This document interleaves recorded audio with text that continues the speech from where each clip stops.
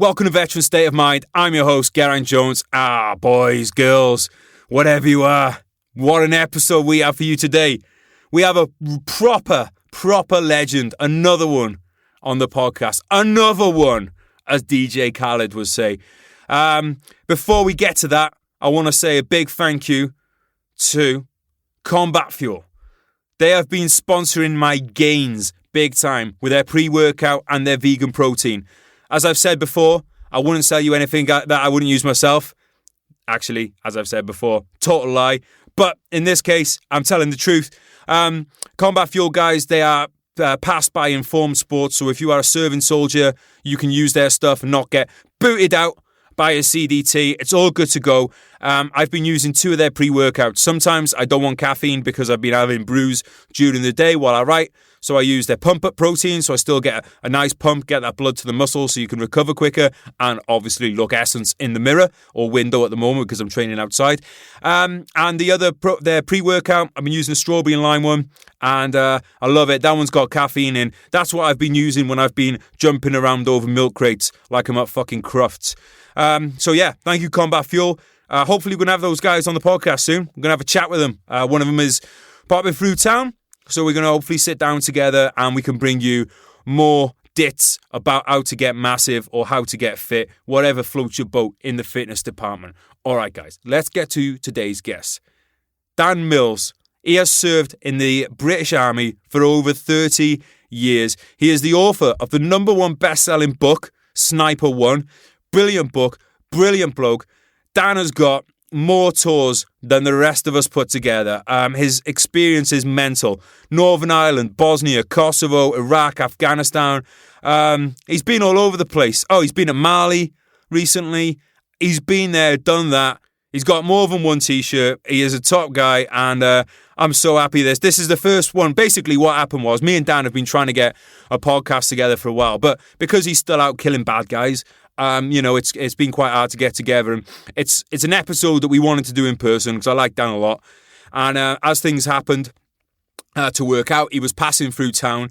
It's the first podcast that we've done face-to-face in ages. I didn't get to do the prep that I wanted to for this podcast because it was a fastball. Like literally, this just popped up the date. We just confirmed this the day before it happened. So I didn't get a chance to go through Sniper 1 and get all the questions out of it and extract the questions out of the book that I would have liked to have done. But I think we put a good podcast together. He's a top bloke anyway. You're going to love it. Please give a very warm welcome to Mr. Dan Mills.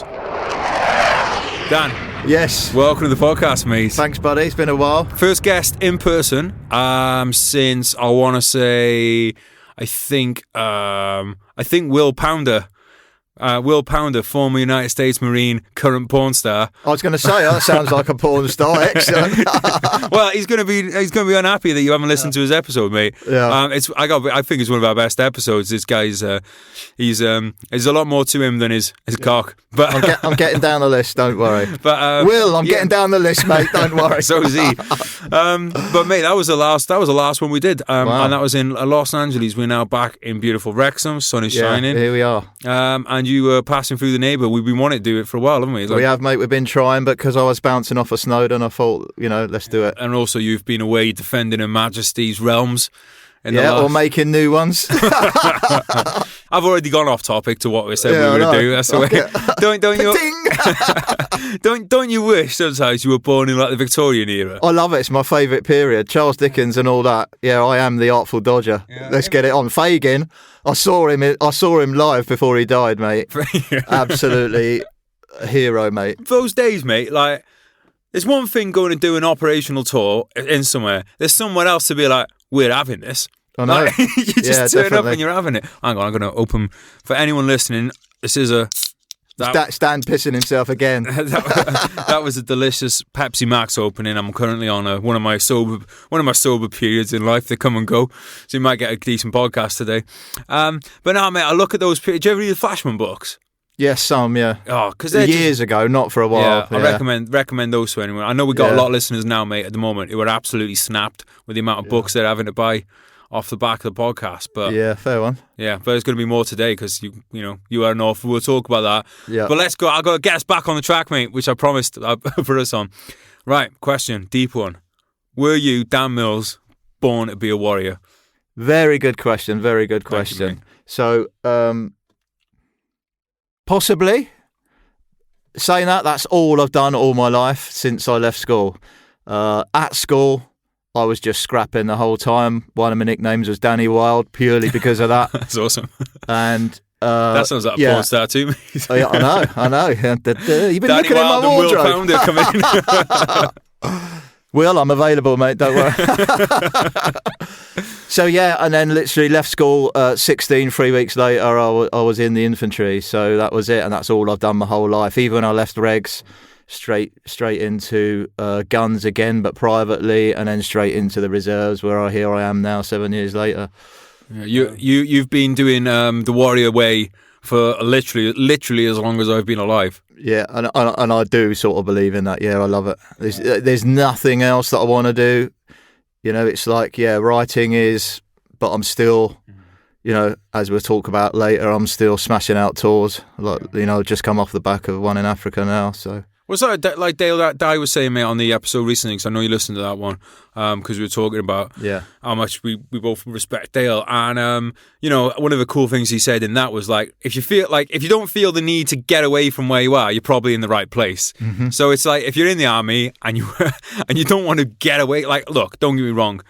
When someone's giving you areas and you're doing areas and stuff like that, it's natural to want to get away from that. But when you're on tour and you're about to go on patrol, if you don't want to be getting away from that, you're in the right fucking place. Yeah, definitely. So, like, you scrapped a lot as a kid then. Did you play any sports or anything? Were you into... I used to play rugby, but then when I joined up, I still sort of carried that on. But as soon as I started getting injuries, I was like, no, soldiering's more important, so I just chinned that off straight away. That's kind of how I saw team sports in the end as well, mate. When you start, like, you start getting a bit... I used to do...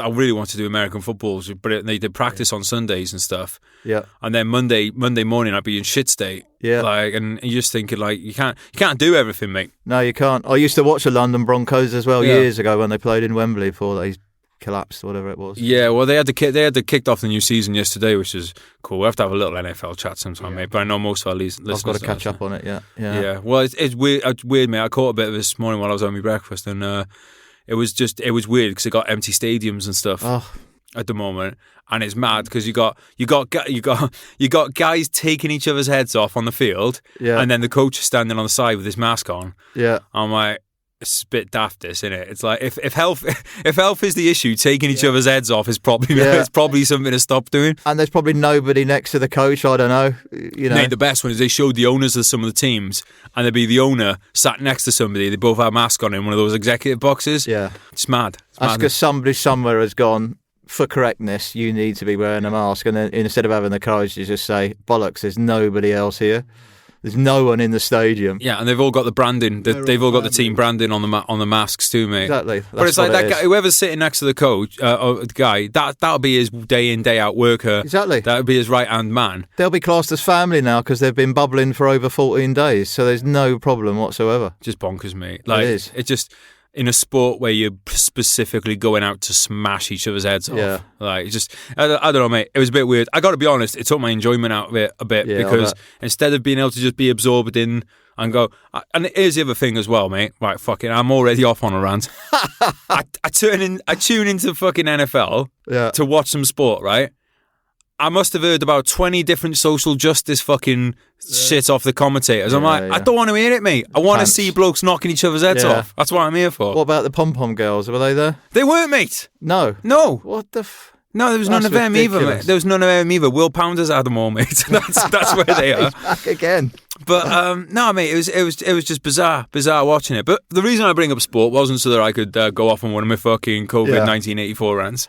It was because I always wonder, because obviously, like, war is the ultimate team sport in a lot of ways. Yeah. And I've never really come across people in the army who are they're either like no sports or team sports. There's very little people who are like, oh, I did tennis all my life or something, which is obviously very inward looking, isn't it? Yeah, definitely. No, I'm all running, light weights, nothing, no time for guns and all that messing around, adding this, that, and the other, taking this. I'm just keep myself fit, ready to fight. By guns, you're on about massive. He's looking at my massive like arms yours, right now. mate, like yours. Looking at these massive pipes he is. Yeah, you want to watch Will be after you, mate.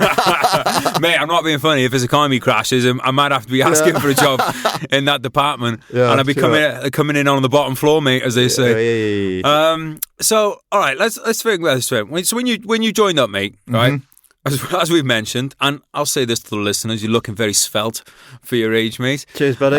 But you have been in the army and a long time, so you've probably actually seen a lot of different armies, it's fair to say, right? The army that you joined is not the army that exists now. Talk us through, considering like we got probably 16-year-old listeners are listening to this now. What was the army like when you joined up? Well, I joined in 1984, August, literally left school 2 days after my birthday, 8th of August.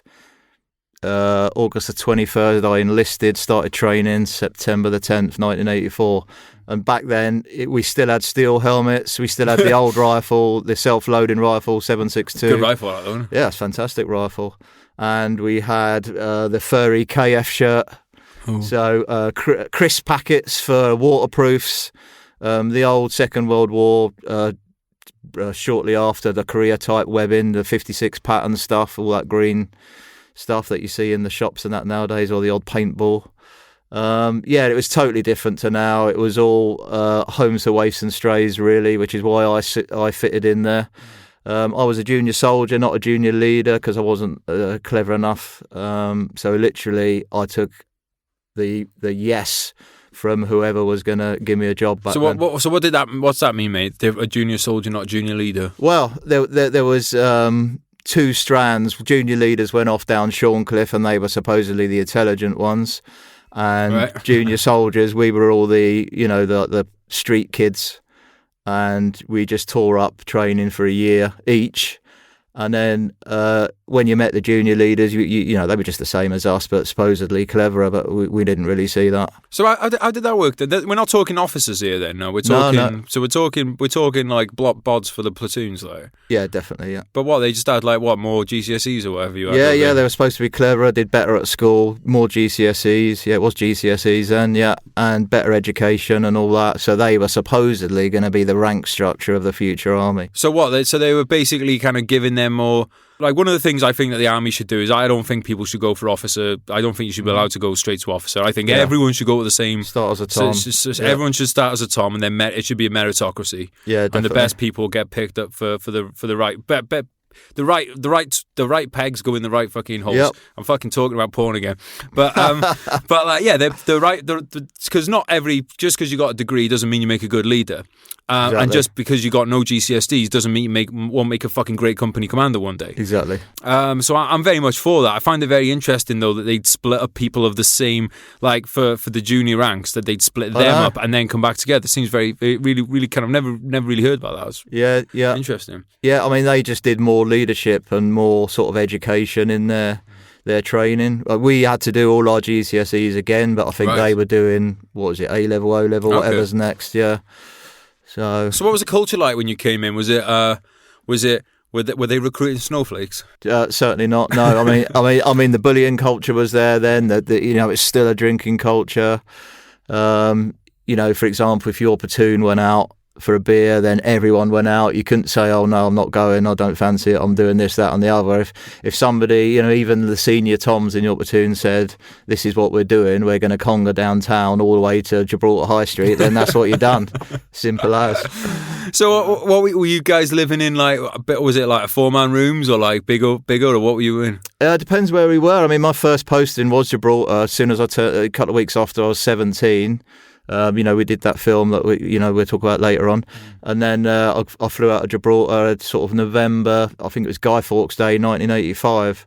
So we were held back for 3 months, and then literally we went out there. It was a ceremonial tour. So 17 years old. It's the only place where I got sent with sun that I didn't get shot at.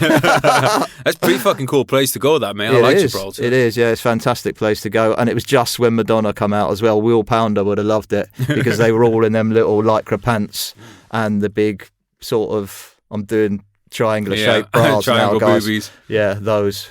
So when you were in Gibraltar, did you go in the on all the tunnels? Did you do tunnel fighting? I did, yeah, and that's where we trained for our first tour on Northern Ireland in '87, South Armagh, in those tunnels partly. And you was a PWRR you went straight into? No, they didn't come around till the '90s. So it was originally the Queen's Regiment, yeah. Right. So what kind of area did they recruit from?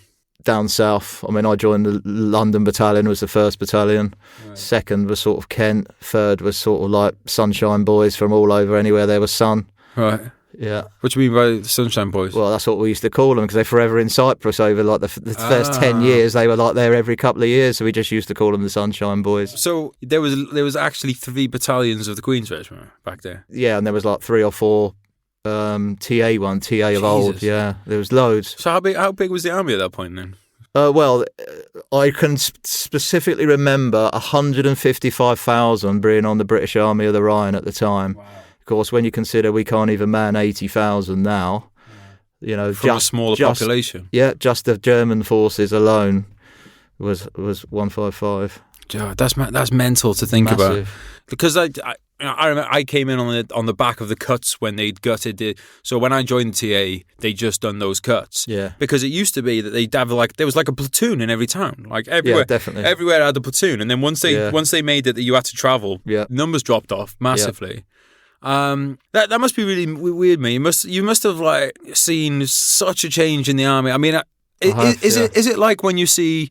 You've got kids. Is it like when you see a kid, because it's such a gradual thing, you never really kind of notice? Or was it like when you saw these changes happening, was it like, fuck me, what the fuck's going on? Well, yeah, I mean, the more posts that they cut, things like Hong Kong, when that went, that was one of the places I'd always wanted to go. They started, talking about cutting Germany, but there's still thousands in Germany.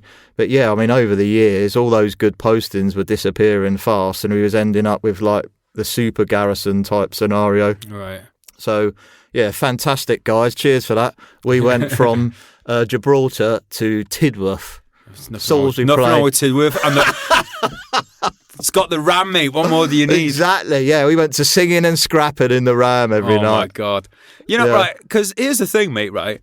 One of the things about the people you used to join the military for, well, actually, let me ask you this. Was travel something that made you join the army? Definitely, yeah. Right. Because now you can go, like you're saying, you got a super garrison. If you want to travel now, get a fucking EasyJet flight for 20 quid.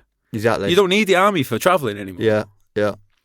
So I think maybe that, because that's always been the old fucking thing, isn't it, about the military? Because there was nowhere else, especially for someone, if you were from like if you were from a council estate and that, and you didn't have, if you want to travel, join the military. Yeah, I mean, I'd been on a day trip to France in my time, and Aberystwyth.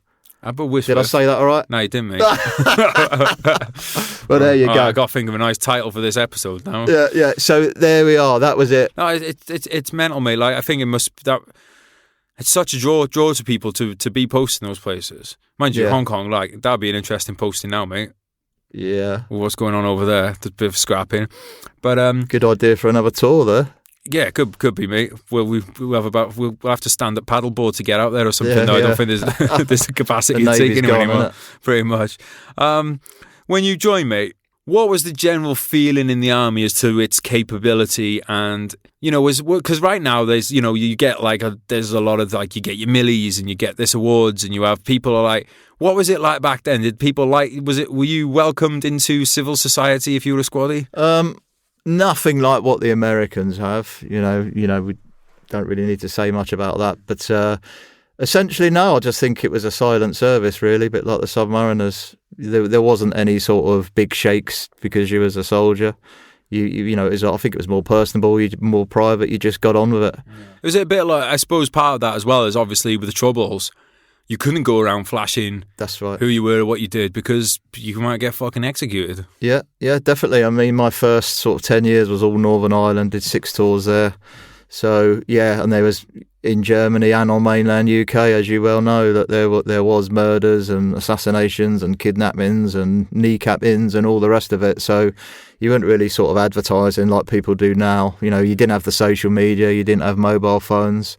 So it was... How'd you send each other dick pics? You have to draw probably have to draw them, mate, on a bluey, yeah. on a cave wall. When you used to write to people. Oh, mate, I miss that, mate. I want to talk about Northern Ireland though, mate, because we don't think we've had anyone that's done Northern Ireland tours before. Well, definitely not from that period either. Yeah. So, what was it like? Talk us through from the pre-deployment to going out there. How you felt during that kind of like that time, and what kind of preparation you put in for it. Well, of course, back then, as they do now, really, the whole battalion would train up for it. And you'd go through sort of like a bit of training in the battalion first to get to a certain level, just get the basics out. And then you'd do the whole lid and hive packages where you got the muff range, all the different sort of the coat hanger range, attic shoots and all that sort of stuff where everyone shoots the granny, and things like that. You had the original sort of urban villages all made up with the Irish pub and fuck off, you Brit bastard, and all that, people doing civ pop and all that sort of scenario, which has come on leaps and bounds now. Of course, nowadays they've got the casualties that have been, made limbless and stuff as well to deal with. So, so back then it was, I remember we had a guy called Ron Brill in the battalion, and he'd been a buff or something like that. And that urban village used to be, the post office used to be his married quarter in the sort of like 50s and 60s, and that's how old back that place went. Yeah. How did you feel then when you had your first tour coming up? Was there danger going on Ireland? Did you feel any kind of apprehension going? Were you excited? Oh, we couldn't wait to get there. Yeah, I mean that's where I saw my first bodies and stuff. We saw first sort of threat on your life and all the rest of it. I mean, young soldiers here, that's what they want to do, and they want to get stuck in. So I mean, my area, we were in Fort Hill down south of Mar. Bit across McGlen, but mostly Fort Hill. That was our patch. A company, 1 Queens. B company was Fort Hill, across McGlen based. I think the mill that got mortared while we were there. There was X amounts of kidnappings, and you'd find them dead on the border, wrapped up in barbed wire. Lots of sort of the bombings going on. I think 88 was Loughgall, wasn't it? So I had a mate that was there doing that. And, we had the whole sort of ECM debacle started, carrying these massively, suitcase plus on your back. You didn't know whether they were working or not, what they were doing, but, I didn't blow up, so I was happy with that. But, the enemy did used to speak to you on the radio, and they'd tell you that they were going to, be counting you down, trying to wind you up and stuff like that. But there's just open frequencies, was there? So they could just get on your comms with the VHF? Yeah, a bit much like in Afghan now on the old icon thing, Chatternet, yeah. So what was the first time that you came under any kind of fire there? Did that happen in Northern Ireland? Or was it more... Belfast a couple of years later, 89, I first got shot at a few times there, got blown up twice in 1 week. They started calling me lucky. Yeah. So talk us through that, mate. I'm always interested about the first time someone gets shot at, or they have the big blocks of flats there where they so you're driving past them in the like the original snatch wagons, and so you had that sort of fiberglass ones before they went armoured and all that. I forget what they were called now, but you used to drive around in them, and they used to throw kitchen sinks and everything out these blocks of flats and stuff. And that's the first time when I nearly got killed was I can't remember when, but it was October 89 to March 90. Within that period, literally we slowed down to do a left turn, and they could see from the block of flats, and they just used to do something, including shoot at you from the flats, and then just go back indoors. And time you looked up, where's that come from? You're just looking at, you imagine a big high-rise block of flats. There's hundreds and hundreds of windows. You didn't have a clue where it come from. So, you just report the contact report and then carry on. But literally, as we turned left, I was top cover facing the front. I can't remember. Somebody was facing the rear. Obviously, you slow down, rack the brakes on to turn left. At that instant, when your vehicle's at the slowest, the sniper opened fire, and that went between our two heads into the wall, into the brick wall next to us. We just both looked at it and went, contact weighted out. But of course, we jumped out the back and deployed. But what can you do? You're just looking at everyone and they're just pissing themselves. I imagine you were on some pretty strict rules of engagement, were you? Yeah. I mean, if you saw them, you could shoot. But most of the time they were cowards, weren't they? They were just, just things like that wasn't really, fighting, as it were. There was a few other times where they would just squirt a submachine gun down the street at you. Lots of like sophisticated ways of setting off bombs, with fish gut and fishing lines and all the rest of it, and little, dowling pieces of wood. What's that, like a pull? Is that a pull? Yeah, it's like victim operated a lot of it, or they would pull it, or the old CIEDs. So there was one day, the two in a week. I was vehicle commander one day, and they'd put a engine block in the front with, I'm crap at cars, but there was like a tube thing pointing up, and I was supporting a foot patrol, and there was, I don't know, for whatever reason, they put this engine there to create some interest. So that's exactly what happened. A soldier walked past, had a look, was taking cover as you do, taking a knee somewhere. He saw this engine, went and had a look, and at that time the terrorist was basically watching him from the back window through the front window, and he just released his fishing line. And but luckily it just caught on a snag in the brick as the gut of the line went round the corner, so it held it for that quick second. So the soldier looked down the hole and basically was looking at a bomb, got up, walked away, and literally as he got to the sort of little iron gate, it went up and just blew him all across the road just as I was passing. So I nearly put my head through the armoured window of the snatch, so that hurt. And that was it. So, but at the same time, what he couldn't see was a coach load full of school kids had just turned up literally 10 metres out of his view. So he blew them all over the road as well. And it was a nasty scene. What killed him? Luckily, there was no fatalities, but there was plenty of nastiness. Yeah. And of course, granddad's there waiting for their granddaughters and stuff, and of course they just turned on us and blamed us. But what's that like, being somewhere where you're genuinely trying to help the kids, and then you got people blaming you for someone that's just tried to blow you up? Yeah, I've seen it all over the world, including Iraq and that as well, like yourself. But it's really odd, because they would say, well, if you weren't here, that bomb wouldn't be there and all this sort of stuff. But we all know that they were fighting tit for tat each other anyway, so that's something I think I always get. Like, obviously, I'm never wish a terrorist attack on any country, but I think until the 9/11 happened in America, I think Americans were under this misconception that British soldiers were just going in there and just randomly being horrible to people.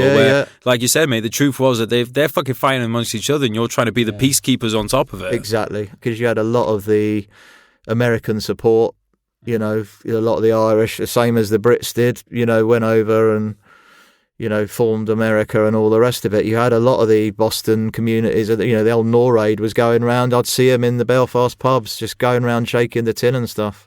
Yeah. So, that sort of like stuck in your throat. Yeah, and that's kind of fucked up thing about it, because people, you see it right now, people get sold a very simple narrative. Yeah, because definitely. The thing is, at the end of the day, if you believed, if I'm, as a Welsh person now, if I moved to America, as I plan to, in 10 years, if someone's like, oh, the Welsh people back home are being downtrodden by the English, which kind of is true, you fuckers. But like, you'd be like, oh, fuck, well, I want to do the right thing. I want to support that. Yeah. So you can see why they do it, but they're not saying like, oh, yeah, well, by the way, those people you're supporting, they're also the biggest drug dealers in town. Yeah. They're fucking going around kneecapping people because they owe them some money or whatever. They're not talking about that. They're not seeing that massive side. crime syndicates and stuff. Well, that's basically what they are. Which is what they turned into that, in a mass way after the sort of ceasefire. Although, to be fair, you can make the argument the British government is a bit of a crime syndicate itself. Having fought the opium wars to keep, because China were like, no more opium, and we're like, well, you'll fucking have your opium, mate, and some bayonets. Yeah, definitely. Taku forts, I remember. Yeah, One Queen's was that. Yeah. It's fucking interesting history our country has, mate. In fact, you know what? Let's diverge onto that for a minute. Like, did you have an interest in military history growing up? Definitely, yeah. I was a sort of a book a day person as I grew up, and at school, most things I wasn't interested in at all. I tended to find a subject I liked because I liked the teacher. Right. So for me, English and history, that was it. They were the only teachers I liked, really, apart from there was an ex-whore that was our art teacher, and she was lovely and wore great skirts and scarves. She was very interesting. Sure, she was an ex-one. So I carried on doing a bit of painting as long as I could. But yeah, history and English. Well, that's worked out for you, mate. Were my things. Yeah, I used to write stories all the time and all that. And I did sell a picture of a horse I painted once. Not a horse, not a whore. Yeah. Did you ever get told? I got told in school, mate, stop writing about war, because I was the same as you, mate. I was interested in history, I was interested in English, but I was only interested in writing stories about war. And they kept telling me to stop doing that. Yeah. And obviously I didn't listen, and that's why we are where we are now. It's exactly where we are now. Did they tell you not to? Yeah, well, some of the subjects, are close to the bone. They try and guide you like they always do. They still do now, don't they? Try and guide you areas, what they think's best for you rather than what your interests are in. But essentially, just take no notice of it. Yeah, that's it. You heard it here first, young listeners. But it's true, because the thing is, you got to ask yourself, like, one of the good things to do in life is, like, look, you got to take advice from people. That's one. But something you should always bear in mind is this person where I want to be? So, and if they're not, then maybe don't listen to what they're saying. So if you have no intention of being a fucking teacher, like, your teacher's probably not the person to listen to. Exactly. And, like, look, there are some teachers out there who were great, don't get me wrong. Yeah. But I know a lot of teachers who did it because they couldn't get another, like, it was a last resort job. So I'm not sure if they're the ones.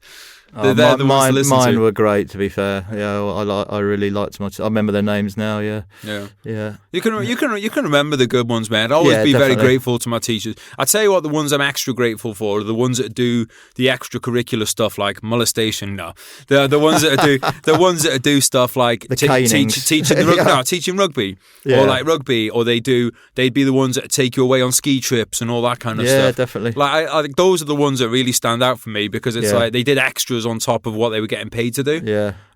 So I got a lot of props for those guys. And like, I don't know if I had any teachers that were just really checked. Like, because look, mate, it's a fucking hard job being a teacher. I wouldn't want to do it myself. But I'm just saying for people listening. Right? So I don't want people listening to think that I'm saying all teachers are cunts or anything like that. But what I'm saying is, and this is true for anyone. Like, if you want to be a musician, get advice from someone that wants to be a musician about how to get there, rather than someone that's a successful accountant. There'll be some crossover. Yeah, definitely. But the thing I've found is, if you get people trying to push you in different directions, at the end of the day, you need to be interested in that subject, because if you're not interested in it, you're not going to put 100% in. There is no 110% that keep all the shit people keep saying. It's you can only go to 100, guys.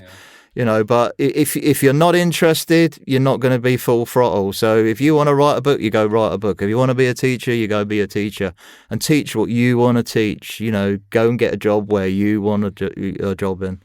And it's a short life, mate. It's a short life. It can end at any time. Like, so if you're not, like, I don't know. Like, I tell you what, mate. Let's go down. Let's take a little walk down this little fucking detour, mate. Right now, what are we on the back of 6 months? A lot of people haven't worked for 6 months. We've had an unprecedented opportunity that's never existed in history before, where basically people have been paid. A lot of people have been paid to stay at home. I know. And basically, so like, I'm starting to see my ass for people now who are now like, oh, well, I want to do this, I want to do that. It's like, right, what have you done over the last 6 months? Yeah. If the answer is fuck all, then you're full of shit. You don't actually, and that's okay. But it means that you really actually need to look at what do you actually want rather than what you say you want. Yeah, definitely. So like, when you like you've been successful in the military, you've been successful with writing. What have been the commonalities in those things when it's come to, like, what do you think are characteristics that you have or something that you've worked on that's made that the case? Good question. I'll have to think about that one. All right, I'll touch myself while you do that. Help me out a bit with that. Well, so like, one of the things I suppose is just one of the things that you see in the army that I've never been able to understand is people dropping out of tabs. Right. So if you drop out of a tab, you're probably going to drop out of writing a book halfway through, aren't you? Yeah. So seeing something through would be a characteristic. Yeah. I would say. Like, where is it that you think that do you think that it's your time in the army has helped you do the stuff outside of it, or do you think there's just Definitely, something that's... But is there also stuff that's just inside you that is like maybe like something from your childhood that has informed both of those things? I think definitely military stuff, the mental resilience that you get. So, for example, the tabs, you do them all the time. Even more so now, since I joined 4-Para as well. Those are like 2 a penny. You get people, this annual test of this, that, and the other, and it's like this big thing. And you're like, guys, these are just basics. You got to fight at the end of that 10 miles. All day, all night. It's And like you say, you see people just chinning it off and binning it because it's just too much for them. Yeah, but there is plenty of crossovers. It's just that the one with the tabs always seem mad for me in the infantry because I'm like, this is what you're here to do. Yeah. Like, why are you here? Same as shooting. Oh, don't like going down the range shooting. Well, you're in the infantry, mate. Yeah, you might be in the wrong place. I understand you might not like clean your weapon. I get that. Yeah, and we touched on it earlier. Down the road, I've seen people not wanting to go on tour as well, and I didn't join to go to war and all this sort of stuff. And you're like, these guys are infanteers. So, well, I want to come back to that one, mate, because I really want to dig into that. But when you first joined the military, what was the attitude like towards somebody who dropped out of a tab to compare to what it was, and then like what's it like now? They basically, if they weren't suitable and they didn't keep up their sort of fitness levels themselves, you used to do everything as a platoon, but there was always somebody that was, not a set standard, should I say. Them sort of people tended back then, signallers, they sort of like got sent to the signals platoon or something like that. Guys that were older in the job that then started struggling, then they'd go and carry heavy weapons. So they, as you know, well, back then the old and the bold used to go in the support company. Now people turn up, go straight to support company. What do you think about that? I don't agree with it. You've got to cut your teeth in a rifle platoon before you can do that. People cutting around in recce thinking they're this, that, and the other, which in the old days. And now that they are, but you can join straight into recce in some places. It's just wrong. I just think as well, mate, is like if you're in support company, you need to know what you're supporting and how that's working to properly do your job. So it's not even like you've got to earn your stripes. It's just like you need to know what you're doing. If you've never been in a bayonet company, then you're never going to know why they're firing when you're on the start line and about to go over and all the rest of it. It just seems very backwards to me, and I also think as well it dilutes the. There should be something in every. Like, look, not everyone wants to go to special forces, but it's good to have something in every unit, definitely, where there's something that you can aspire to. Yeah, and those generally in any decent infantry battalion, a rifle battalion, it would be snipers and recce. Or both, they could be a joined platoon like they are in a lot of battalions, but ours was separate at certain times in my career, so it was great. The other thing as well with it, mate, is like the whole thing about recce and stuff is you've got to be leaving lads and mortars and jabs and stuff to a lot of the extent. Yeah, you're leaving a lot of decision making down to junior NCO level or even private level. Yeah, you can't do that if you're putting sprogs in there. No, senior Toms were guiding in the battalion. And that was a senior soldier that had done sort of 4, 5, 6, 7 years. You can't do that a couple of weeks into the battalion and you're suddenly, elevated into a specialist platoon. And you could be the best bloke in the world. We're not saying that you're about it's just some things you just have to have reps in it. It's like going to the gym. You've got to do your reps. Yeah, you got to cut your teeth. I guess part of that, mate, is to do with turnover. Yeah, and that's where you sort of like saw it come in a lot. Originally, I can remember when you used to have to sign on for 3 years, and now it's 4. And that only came in as a result of people leaving after 3 years so often. So like when I joined, you'd see 1 or 2 teenagers in a platoon of men. Right. Of course now you very rarely, they're all young guys now. You sort of 10, 15, 20 years into my soldiering, it was completely round the other way. You'd have one old guy, somebody like Bob Drakeley, and then all the rest would be youngsters. Right. So what would you say the average age was when you were in your Northern Ireland tours in the platoon? Ours was 19 because it flitted in with Vietnam, which you was talking about the other week. It was. I specifically remember because I was 19 and that was my first tour. And that's what most of the lads would be. Yeah. That was the average age of that tour. So like when you did the 3 tours over there, over what 6 tours over there, over what kind of period of time was that? I was there 87, skip 18, 88, 89, 90, 91, 92, 93, 94. 95 and a couple of times in 96, and that was the last time. And were you doing promotional courses in between that and stuff as well there? Yeah. Like, tell us who Dan Mills was at the beginning of those tours and who you were at the end. at the end of all that? Then, from the entire army experience, not just Northern Ireland. Well, definitely. I was I'd been in the army, I don't know, a year and a bit when I first went out there. And I was luckily enough to be quite good at recognising people because I'm a people watcher. So, Creep. Yeah, the lists that, pounder. Yeah, so we had the sort of like the gold, silver, bronze lists and stuff, and there was 100 known people, known players, whatever you want to call them, on each one of those. So those would be IRA members, and yeah, or Inla, or whoever they were, sort of all bad guys, all sides really, yeah. And you needed to get 100 out of 100 names, date of births, address, the lot. And because of that, I proffed really, because I was never allowed to do nights because I was too valuable to do days. And then literally on my very first patrol, got off a Lynx helicopter, landed in a field, and I pulled this bloke out of the field. I won't say a name, I can't even remember it anyway, but he was a known terrorist, and he hadn't been spotted for like something like years, and everyone's just like, no, you don't know what you're talking about, and all the rest of it, blah, blah, blah, blah, blah.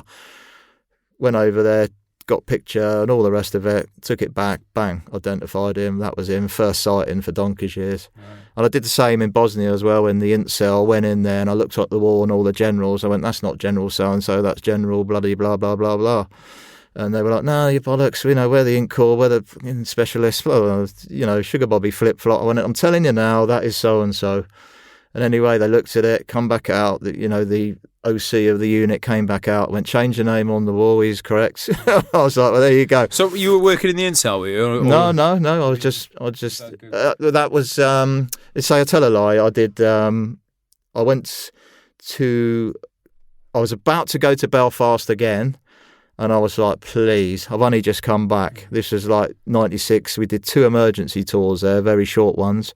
5 Airborne Brigade, we got picked up chasing that sniper, the American sniper or whatever he was called, out in... Oh, was that the guy with the 50 cal? Out in... what was the story for that, mate, for people that for people that aren't familiar? Well, basically, there was a series of killings over X amount of years and time where there was a 50 cal sniper out there. He was supposed to be American trained, or they believed he was one of these NORAID supporting American guys. You could tell he had training and concealment and shooting and all the rest of it, and he killed X amount of people. So when a shooting happened, basically there was elements on standby that would just be, so for us, for example, we were in Canterbury at the time, we were picked up in Chinooks and flown straight to South Omagh and just secured an area, and then there was inner and outer cordons and hunt teams and dogs and all the rest of it trying to find him, because he needed to be stopped. I can't even remember what happened to him, to be honest. But he gained such a following and a sort of reputation that around South Omagh and that you'd see street signs, the old yellow warning triangles, and there'd be a picture of a sniper, IRA sniper on it and stuff. What was the name of that Iraqi one? It began with a J, I think. You remember him, Jim? I can't remember, because he got fucking he got loads. He did, because they used to he had a proper good social media department. But he used to do shoots out there, like they do cars. He'd lie on the bed of the car and have a little shoot through the wind. But he was credited with killing a lot of Americans. That's right, yeah. I think there was one when I was out there as well. There was one in Basra that they reckon was. I think they reckoned he was using a fucking SA-80 too. Really? Yeah. But I seem to remember, like, I could be talking totally on my arse here because I've drank a lot since this happened. But I'm pretty sure I remember being with Wiz and that and hearing him say that this guy was credited with at least 7 British deaths. Yeah. And he was targeting people. He was literally targeting people under the armpit. Yeah, because of the plates. And then a lot of the staffers, like the lads that were in the city at the time, started putting the small plates out, the ECBA down the sides. But that's because there's these notorious. I mean, they put it in the movie American Sniper. Like that didn't actually happen. They were in different fucking. They were in different cities. There was a sniper that they based that guy on, but he was in a different city. I'm hoping he weren't on the sat phone to his missus as well in the middle of a contact. I've been on a sat phone to someone where an IED's gone off outside. Well, that That scared them, but it wasn't a full-on contact. Outside the wire, though, it wasn't outside. Outside the wire, mate. In the middle of a contact. You know, what you're supposed to be concentrating on here. Oh, hi, how you doing? What panties have you got on? Brilliant. How many times did that happen to him in the movie? Exactly. It's like a fucking upset. Learn your lesson, mate. Come on. All right, tell you what, mate. While we're on the subject of movies, let's just let's talk a little bit about movies before we go into talk about Iraq. Yeah, because I'm sure, like a lot of people, your ideas of what war was shaped by what you saw and read as a kid. So first of all, actually, can you remember any of the books that you read? Like the ones that really stood out for you because you were saying book a day. So obviously you're full of shit, weren't you? That was westerns as well. Things like The Edge. And awesome. I was into those. I like a good western. How the West was won I read. Obviously, that's First World War. No, but Second World War, it was things like it was stuff like Chicken Hawk and things like that. Brilliant, Robert Mason. Yeah, great book. And I used to be into the French Foreign Legion in a big way as well. So I read a lot of those sort of books. Do you work with them in Mali? I did. There you go, man. That's pretty cool full circle, isn't it? It was fantastic. I mean, one of the main reasons that I wanted to go to Mali was because Timbuktu was there, and growing up in London, my mother always used to say to me and others that it was like, oh, we'll send you to Timbuktu. Where you going, Timbuktu? Because it's just like the middle of nowhere. And of course, when I left regulars and I went straight to Pakistan after going to Afghan private, doing a couple of different types of tours, and my mum was always saying, I thought you'd left all this behind and all that. So anyway, last year, when I said I'm going on tour again, she went, where are you going this time? Timbuktu. And I was like, actually, Mum. So I got up to Timbuktu with the French Foreign Legion, got some mortars down the tubes and stuff. So nice. so it was a good time. Yeah, more bodies were slain. But what about TV and movies then? Growing up, mate, what were your standout movies for you growing up? I watched the series of Tour of Duty. Yes, classic. Anything with Clint Eastwood. Who was your favourite character in Tour of Duty? The sergeant. Zeke Anderson. Yeah. He was a fucking man. Good old Zeke. Yeah, him I always remember. Pretty much he was, I think every film that you mentioned the other day I was shouting at the radio in my car. So Platoon, but I didn't like Charlie Sheen. I hated him. There's no way he should have been ever allowed to kill the only decent bloke, the platoon sergeant.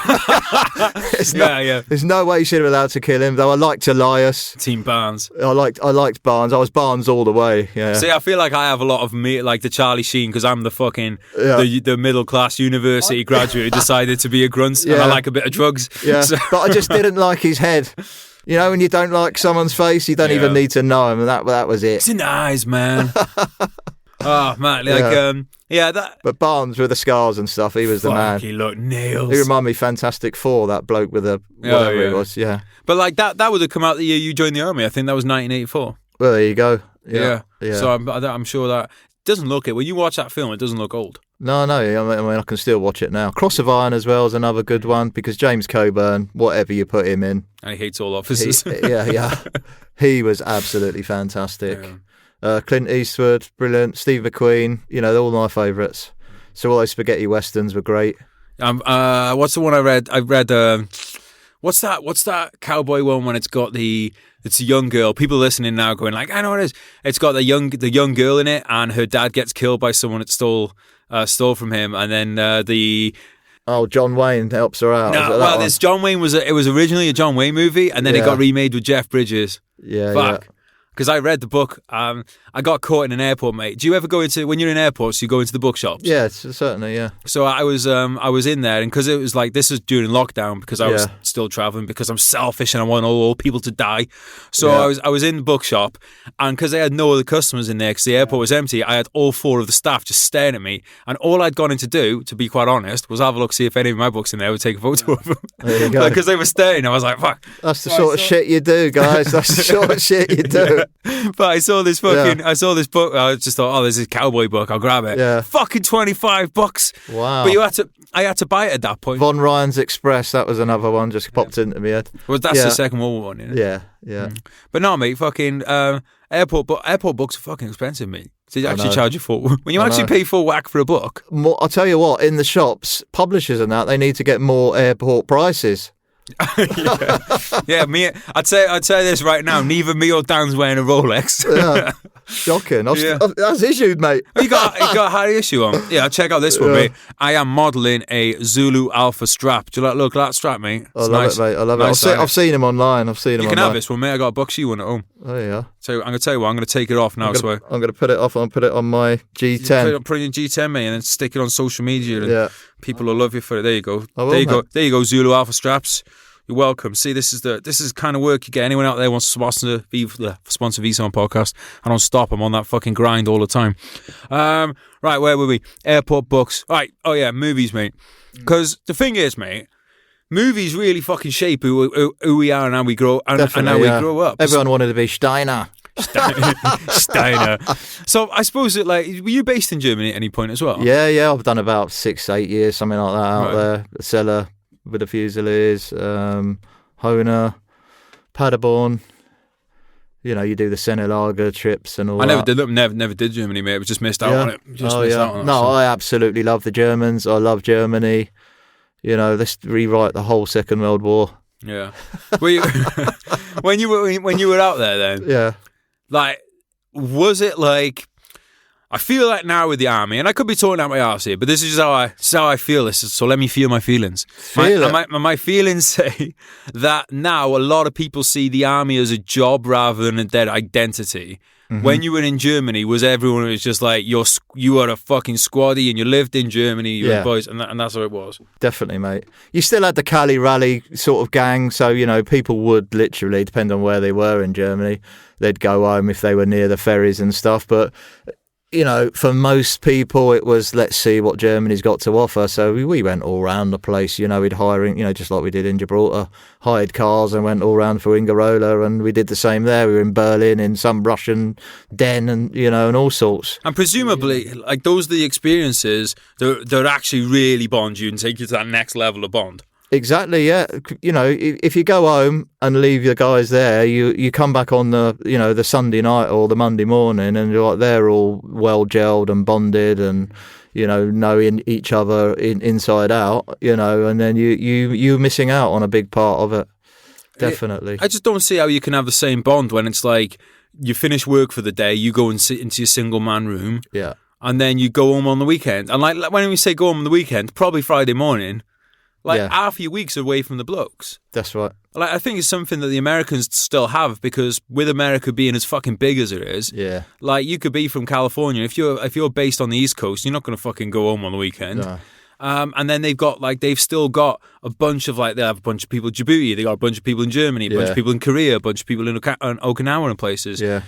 So I think that Americans have a better bond. I reckon that's why they look after their blokes better than we do, because they've actually formed better bonds. Whereas here, it's almost like you've done a job in Tesco, and when you leave, it's like, right, well, I'm off now. Yeah. And you know, of course, with the Americans, you've always seen the cash as well. So, you know, I can remember when we did, you know, when the Brits did the Nijmegen marches, you know, you're lucky if you got a 12 or 12 canvas tent, you know. So tell people what Nijmegen marches are. So the Nijmegen marches, I think it's still going on. You do 30 kilometres a day for a week or something, but essentially you just go on the piss till 4, steal a bike, ride back to camp, and then start tabbing about 5 in the morning. There's a lot of bikes in Holland to steal, mate. There is, literally until you fell over, and then someone give you a medal at the end of it is great. Talking about, did you ever do Cambridge Patrol? I did that as well, right, yeah. Tell people about that, mate, because I enjoy talking about Cambridge Patrol. Yeah, so Cambrian Patrol, I did that, years and years ago. It's essentially a patrol on Sennybridge training area down in the Brecon Beacons. And it's like a world-leading patrol competition. So you get teams from all over the world, all the free British services all send in teams, and you get a sort of like a gold, silver, bronze certificate, or your shit, don't come back again. So yeah, essentially your sort of better units, sort of like score highly. And then there's always some surprises that people just train properly for it, which is good. And then you get a good mix of foreign military guys coming as well, which is good. So this is how ours went. I got a phone call because I was 17. Jonesy, you're fit, aren't you? Yeah, right, good, come to the barracks. I was like, what are we doing? He's like, doing Cambridge Patrol. Yeah. I had no idea what it was, and I'm fucking glad I didn't know, mate, because it was one of the most gawping experiences of my fucking life. Yeah. But it was back in those days where it was like crisp packet days and stuff. Yeah. There was no way of keeping dry or anything like that. It was disgusting. But you know what? It was one of the things where I finished it. One of the best senses of achievement I've ever had. Yeah, the accomplishment when you finish. We didn't get medal, mate. We just got a certificate because we hadn't done any training, mate. We literally just tabbed from point to point and then did our best, at each one. But from a physical point of view, that was the most challenging. So if that's still going and people can do it, I recommend you do it because it's amazing. If you're out there now, but fucking train for it as well because I do wish. You need to, yeah. Yeah, I wish that we'd actually. But that's how it was, mate. Had back some in knowledge, yeah. Yeah, it quite often used to be like that when I was in TA. You get a phone call and they'd be like, right, can you go and one of the sergeant majors put his name down to go and do a half marathon, but he can't be asked doing it. We go in and I used to go to these things where I'd sign in as a sergeant major. I was like 17 years old and then go and run and run these marathons or whatever. Yeah. And the names, not marathons, sorry, half marathons. I don't want to be stolen valor on that. But like, no, mate, like there's stuff like that out there, which is because I know right now a lot of lads are chin strap because they're like, oh fuck, there's no good operational tours going and stuff. It's like, well, there's still the good stuff you can do that's going to challenge you. There's plenty of stuff in the background. You know, you got all that Ukrainian sort of Kiev jobs going on, whatever that's called nowadays. Kiev Ukrainian, I think is what it's called, man. Yeah, that's I can't remember what the op's called now, but there's stuff going on out there. There's obviously Mali's there.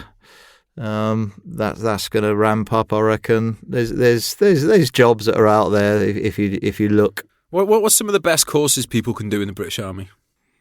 Of course, it depends. You're interested, really. Well, in general, let's say because there's something we can generalise on here. If we're looking for something to push someone physically and mentally, what would you say? Well, arduous course-wise, you're definitely talking, the commando course or P Company course. There are obviously there's Pathfinders selection for that. You've got 2-1, 2-3 and the 2-2 selections, obviously reservists and the regulars. So those, you've got the intelligence based ones, so you can go and do certain jobs with them. The specialist signals, specialist infantry these days, so if you've got languages and you want to go into like a jungle specific role, there's a battalion for that now. Jungle battalion. Yeah, so you've got jungle, snow. So they've just started it a couple of years ago. Spec Inf battalions. I started with 2, and now there's about 4 battalions. Nice. So they basically about 250 strong. Very few toms in. It's all rank. So it's made up of sort of training staff like the old omelette teams. Right.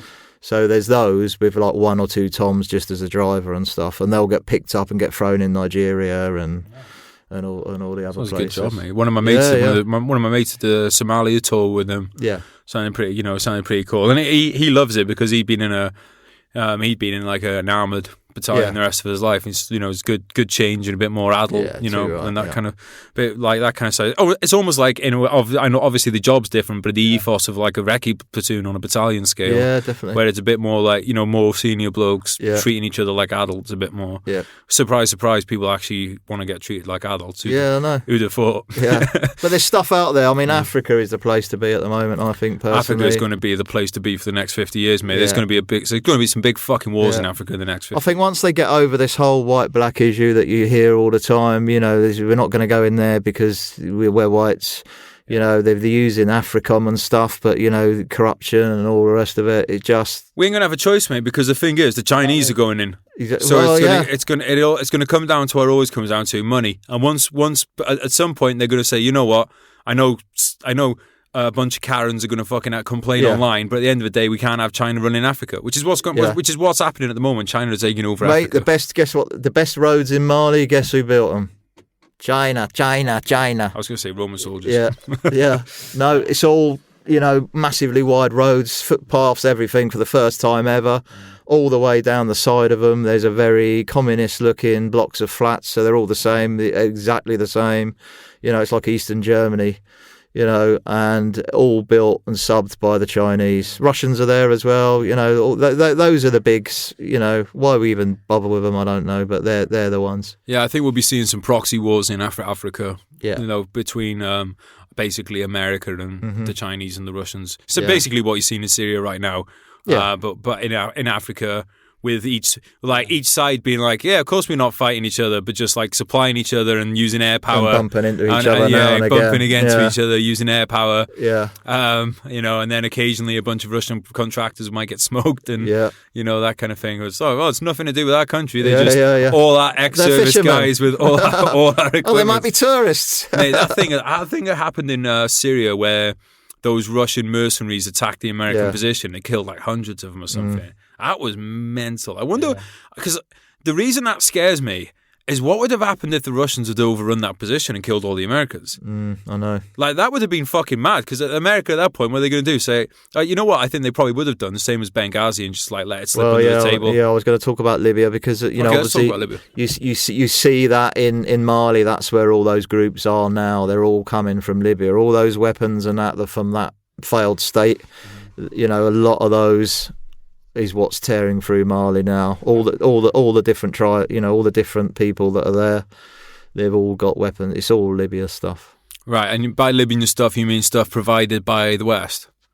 Well, whatever was in use in Libya at the time when it all went Pete Tong, all that is just all coming through down into Mali from Libya. Because I heard like the French were just like, there's a couple of shipping containers that the French lost track of, which were just full of like fucking weaponry and stuff. You can fit a lot of weapons in two containers. Yeah, you can. I know I hadn't heard that, but I don't think they really need those containers anyway, to be honest. Yeah, no, it's because that's kind of how like a lot of weapons work in these countries. Is like literally the weapons will do a circuit of each war. Like these weapons go from one war to another. They migrate with the survivors from each one of these little campaigns. Yeah. Yeah, it's an interesting place, mate. Because the thing about Africa, like, we could be in Libya in a couple of hours, mate. We could hop on a flight here. We're not talking about the other side of the fucking world. I don't think people it's so different culturally that I don't think people realise how fucking close West Africa is to us. No, definitely. And then North Africa especially, but even West Africa, mate, we're not talking that fucking far away. 4-hour flight to the tip, maybe. Yeah. All right, guys, give me 2 minutes. Just please listen up to this, because it's important. Because without the Royal British Legion, there is no podcast. And getting this out there to your ears is not the only thing that they do. For instance, right now, they have the virtual field of remembrance. Remember and honour the fallen by leaving a tribute in our virtual field of remembrance. This year, you can virtually plant your tribute from the comfort of your home. This is at britishlegion.org.uk, guys. It's on their homepage. If you go there, just scroll down a little bit, you will see the virtual field of remembrance. Go down there. You can leave a message for a fallen friend. You can leave one for a family member. You can leave one for a stranger.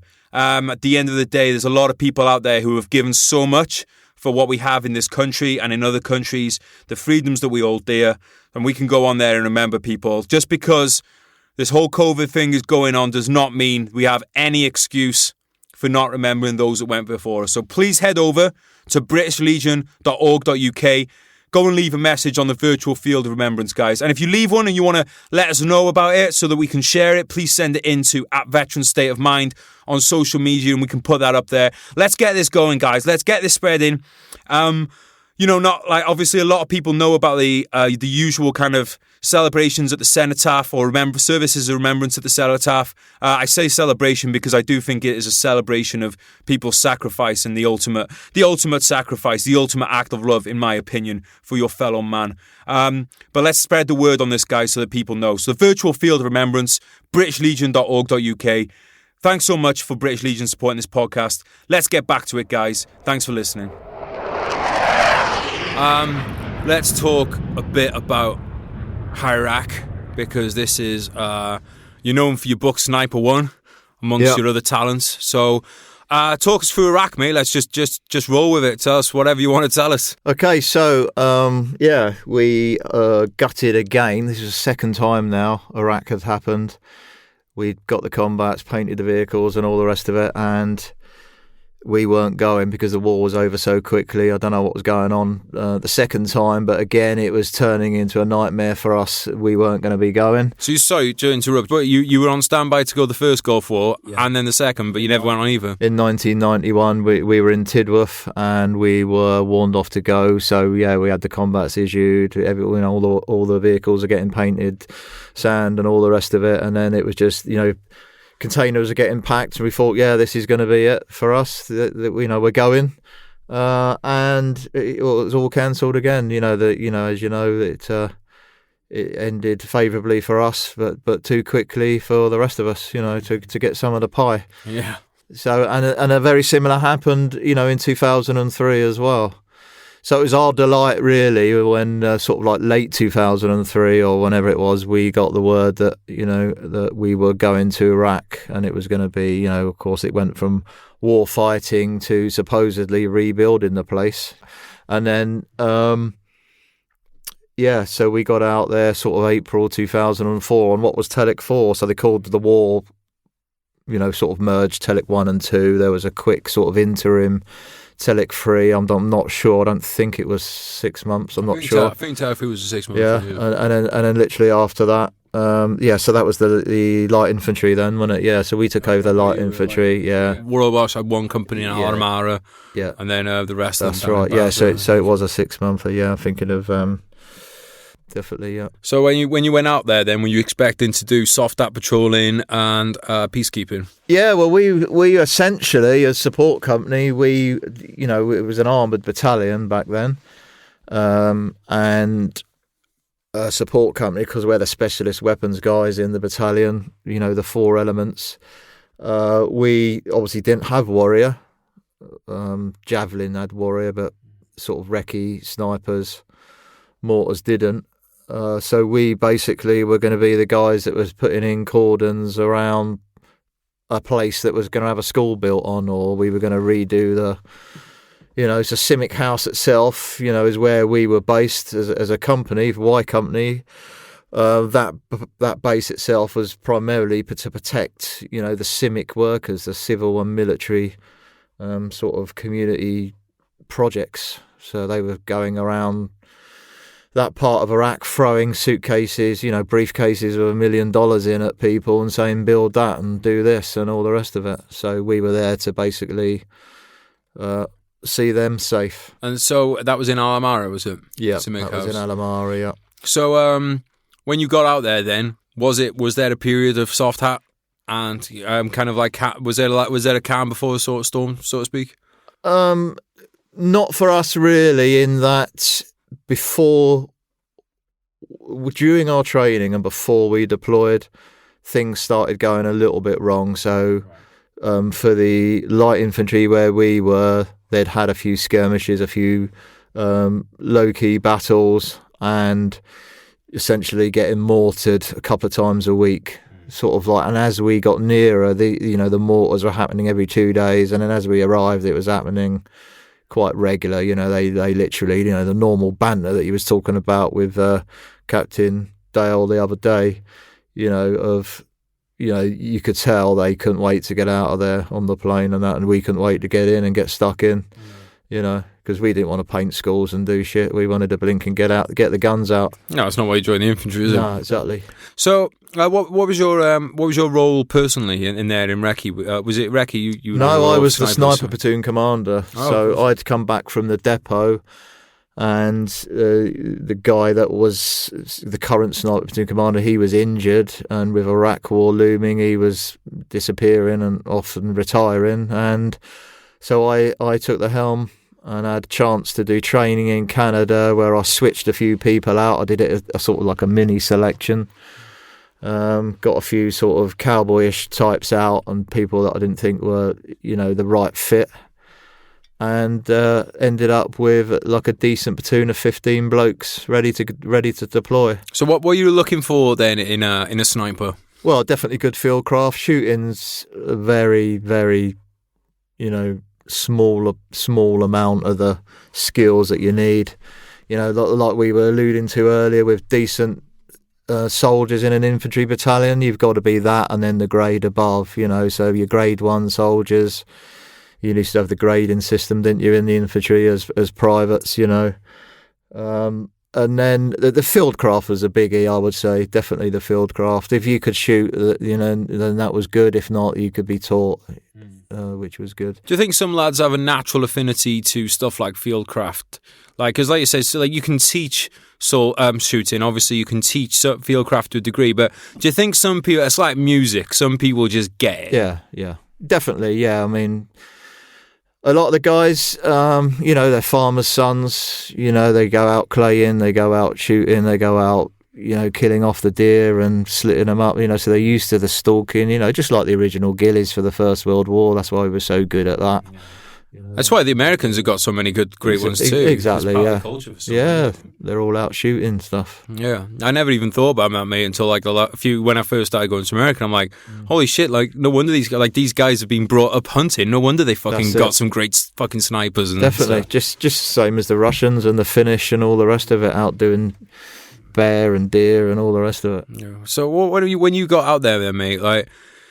Like obviously you'd had some scrapes on other tours and stuff, and you'd seen some things. Mm-hmm. What was that? What was it like coming in, actually being responsible for a platoon of blokes? I quite enjoyed it, actually. I enjoy a challenge, and because we'd run, you know, I'd basically had this training program and selected who I wanted. Most of the guys that were there stayed, but like I said, we switched a few people out.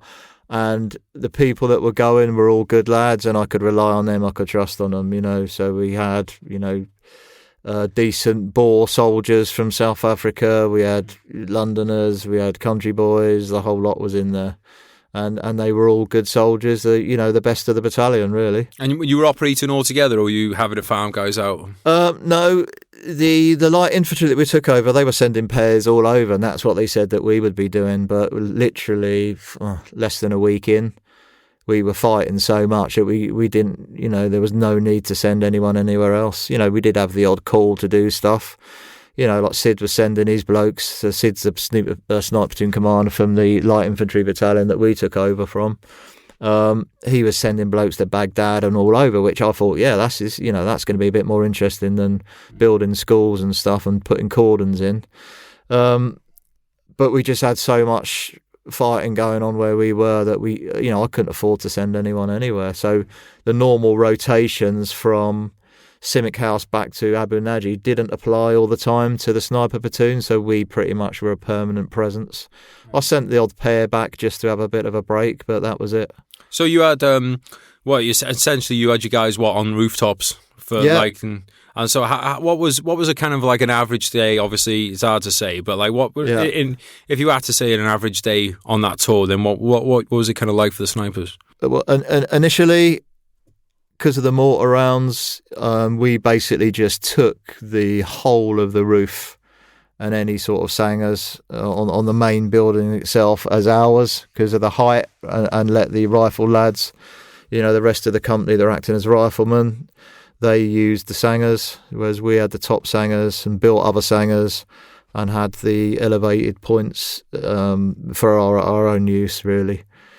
And from there, I mean, I can remember my first week, I had about an hour or 2 hours sleep a night. That was it.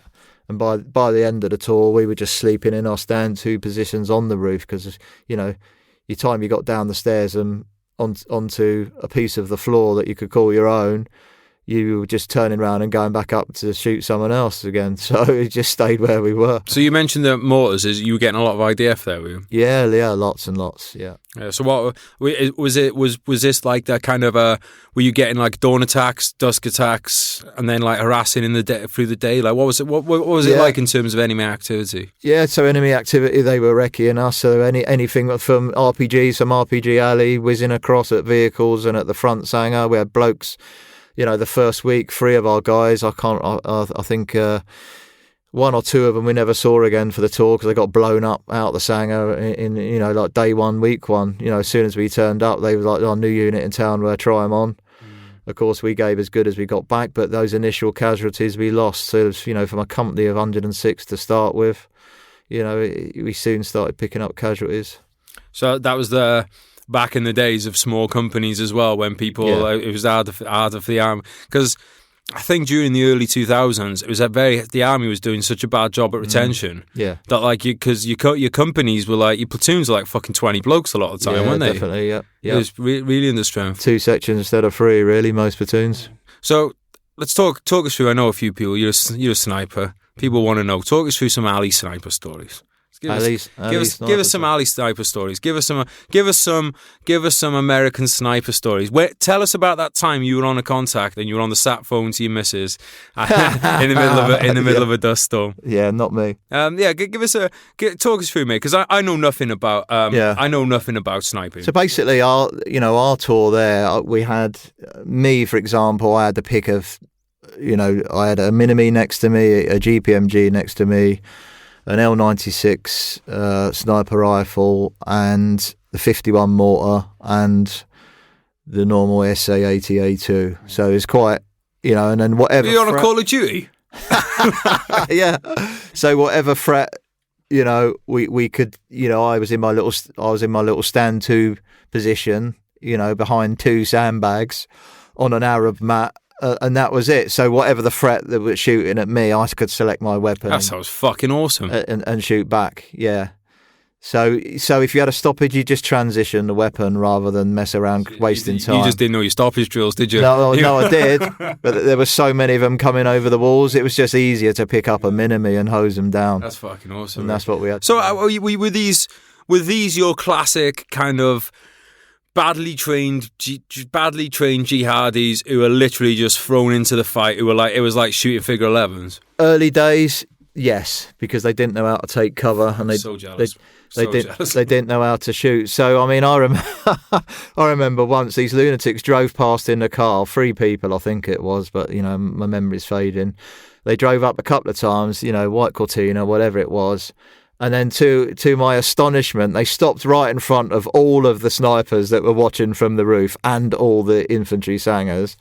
And they started unwinding the window, hand cranking. Oh, my God. And then, as the lower the window got, the more of the AK-47 you could see. They were trying to poke out of it.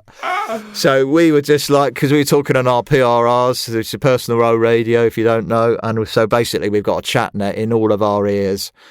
And if a commander presses his pressal switch, then everyone can hear him and all the rest of it. So you give your orders silently.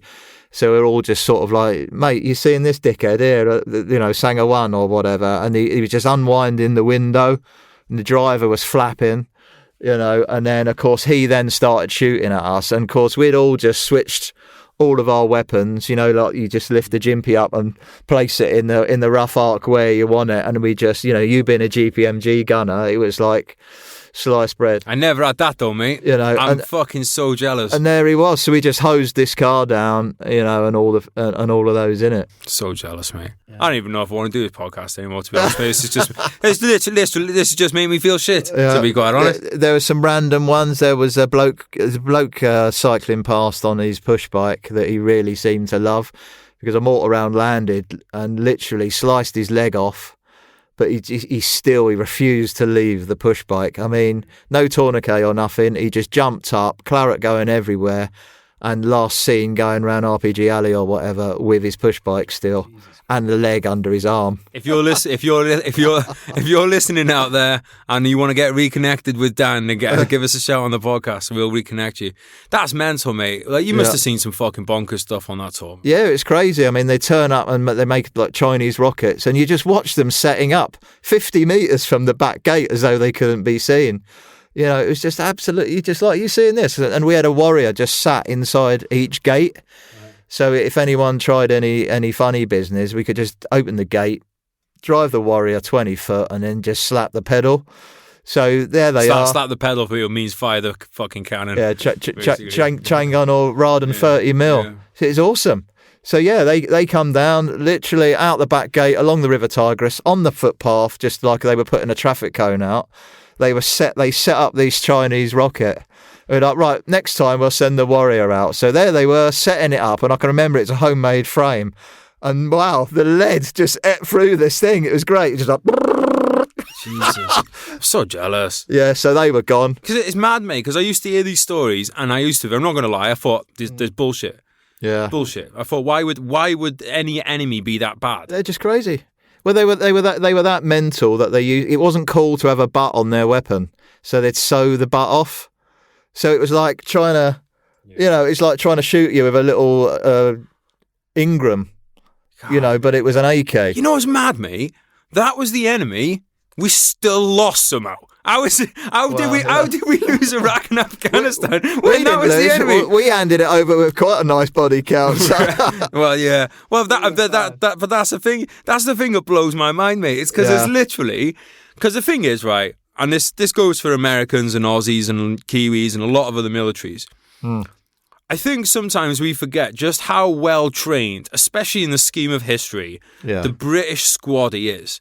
I mean, the British squaddy of training level of Telic 4 was probably like a fucking training level of an SAS guy, fucking maybe, I don't want to say exactly what year, but, that is the level of training you have, of marksmanship, of making your rounds count. It's that marksmanship that really hits home. Yeah, and it's... like as we've seen through Afghanistan and Iraq, it doesn't matter how much lead you put in the air. It's if you've got someone that's putting fucking accurate shots down. Yeah, which is exactly what the Brits were doing in World War One. Yes, exactly. Dug in around Mons with X or right on the left or right of them. That sea of grey that come from the Germans. They were just like, oh, who's this little lot? We'll smash these out of the way.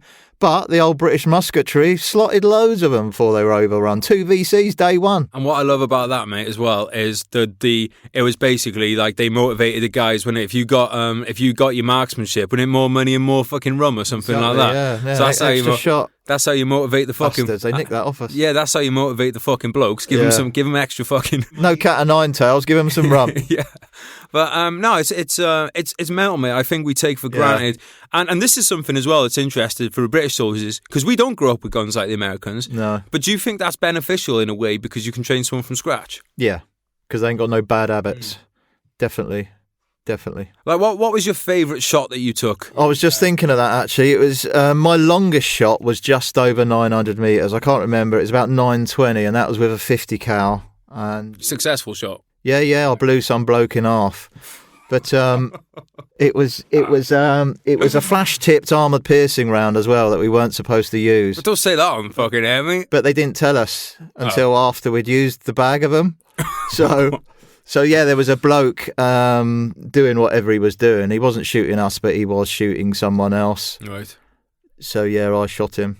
Sent him to meet his maker. And the thing is, you could see the flash tip. It hit the metal of his AK, and that was the tip. And then you just saw his legs go one way and his top go the other. And when he died, did you say just a tip? It's not very nice. Not very nice. How well could you see that through the scope?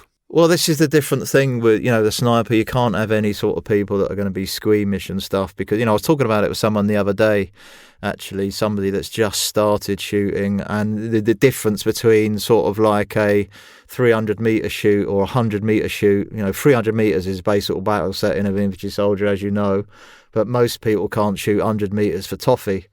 I had a reservist platoon out the other week, and at the end of the day, they were smashing them down at 300 metres because they had good coaching, But infantry battalions these days, they're just not doing enough shooting unless you've got one of those battalions that does all the shooting competitions.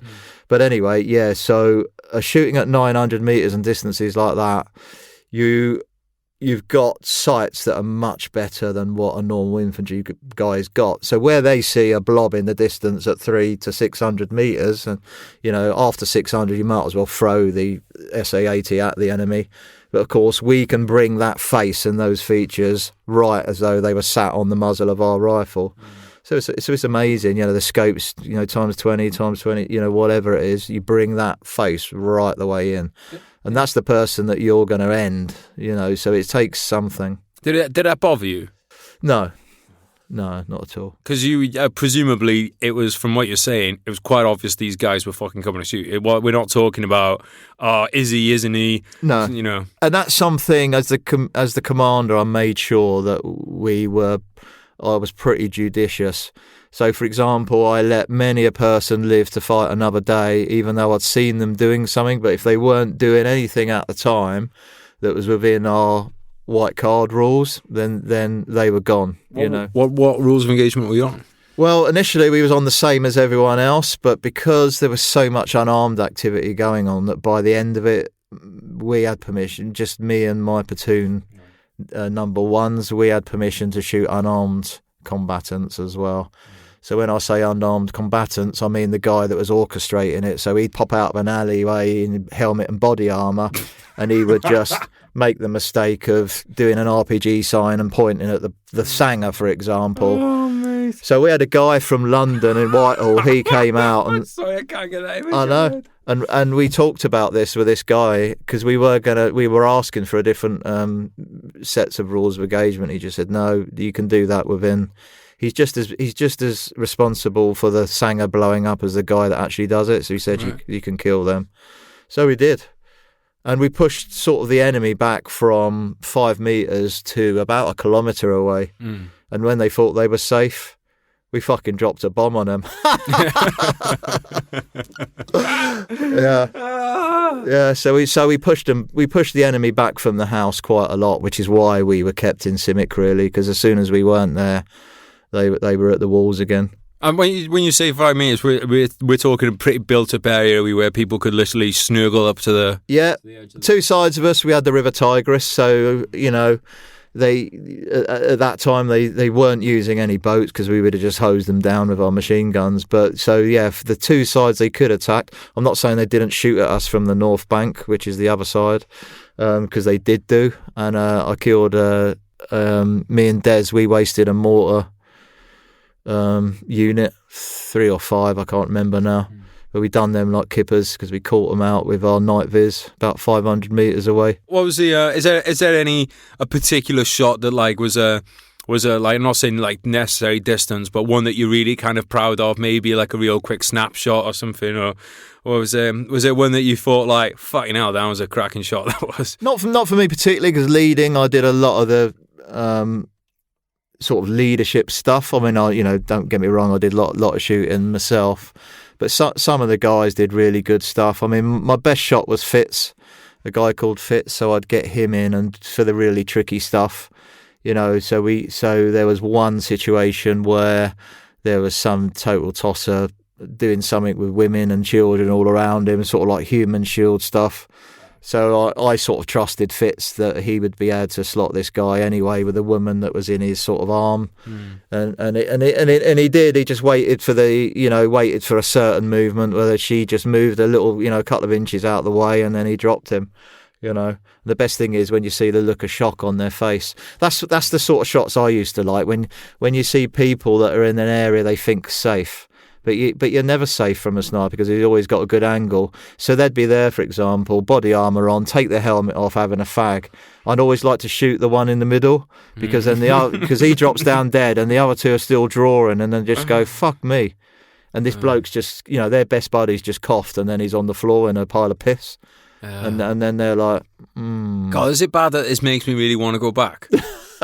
I really want to go back. But those are the ones that I used to enjoy. Oh mate, I'm not surprised that I'm erect as fuck right now. Yeah, and that is, but that is, that's what snipers do. One round instills fear throughout that part of the battlefield, because no longer was that area safe. Yeah. Hence, they all moved to about 1 kilometer out. Yeah. Well, we have to pick up on something you just said as well. People using women and children as shields. Can you tell us a bit more about that kind of side of things that you saw? Well, it happened a lot. I mean, I saw a boy shot by his own dad because he shook hands with a soldier on patrol. Fuck! How did that come about? Well, just we were patrolling down the streets. Somebody behind me shook a hand of a little kid. They used to come up, Mister Water and all the rest of it, and then whatever. There was a gunshot and there he was on the deck. There was loads of stupid things like that. This whole Al Shweedy thing, that Woody went through, and many others. There was, it was obvious. They were saying, oh yeah, well this, so and so turned up, knocked on my door and shot my daughter in the face at point blank range. from across the street or whatever. All these different lies were coming out when you could actually see with a forensic that, she had a different type of weapon put up to her head, but they were so sort of stupid. They weren't intelligent enough to. So what you're saying realise. Is that they literally killed their own kids to make compensation claims? Yeah. Fuck me, mate. Yeah, especially girls, because girls are just scum. They're lower than dogs. It's mental, isn't it? Yeah, it is mental, and that's why, to be honest, I don't think a lot of people. I haven't got the amount of experience in shooting people as you have, mate. But I think a lot of people who have don't have an issue with it necessarily because they did shit like that. Yeah, they are scum. Yeah, wherever I've been, I've always tried to do something to look after the kids that are there. You see the ones in Afghan, you've seen them.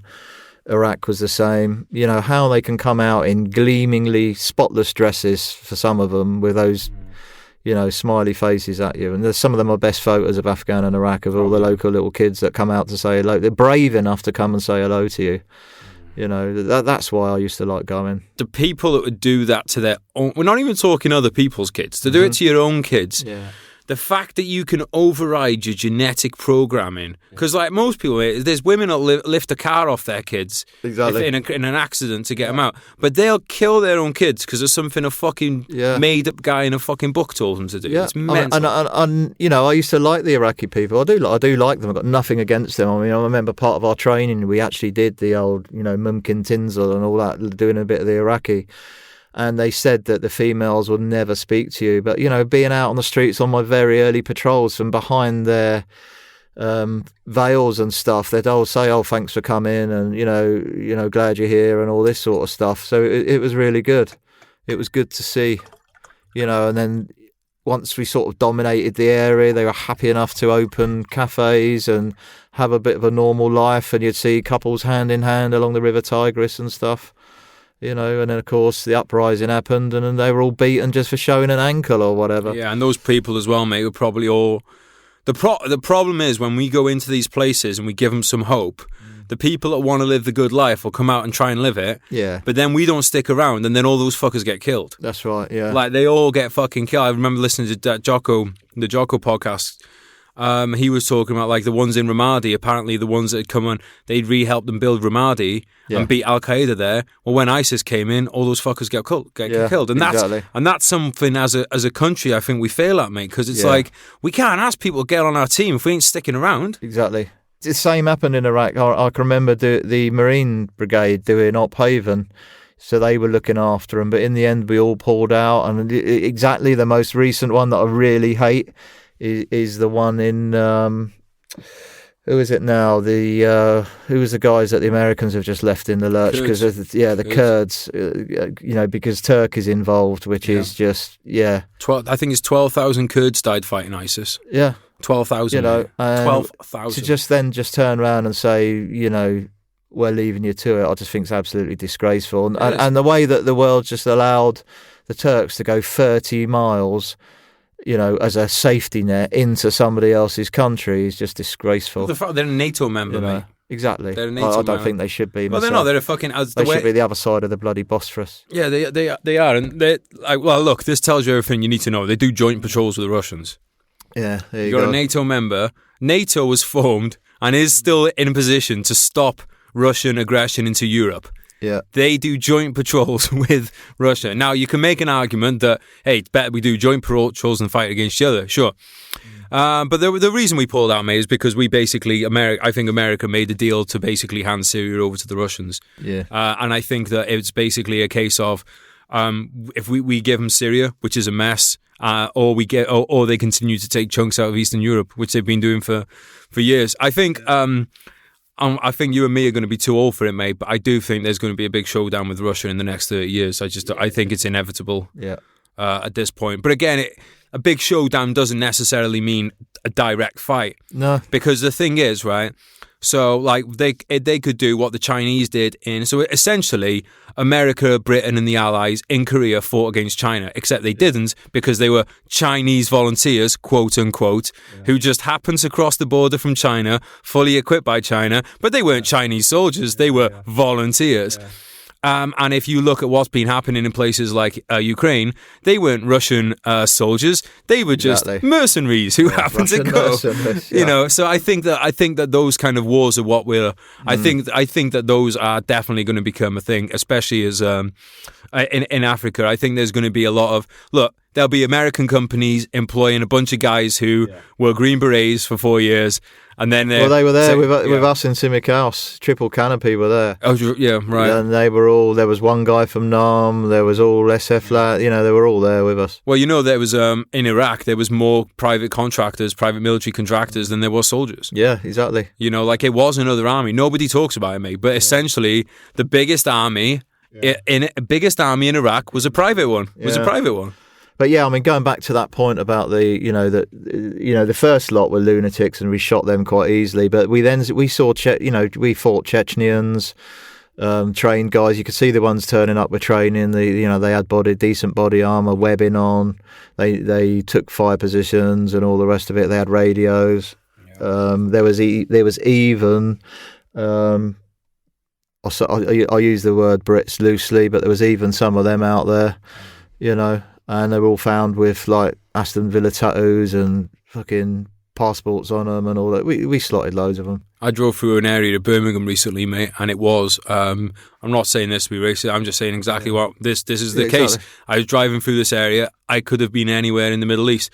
There was a meter of rubbish deep on each side of the road, and it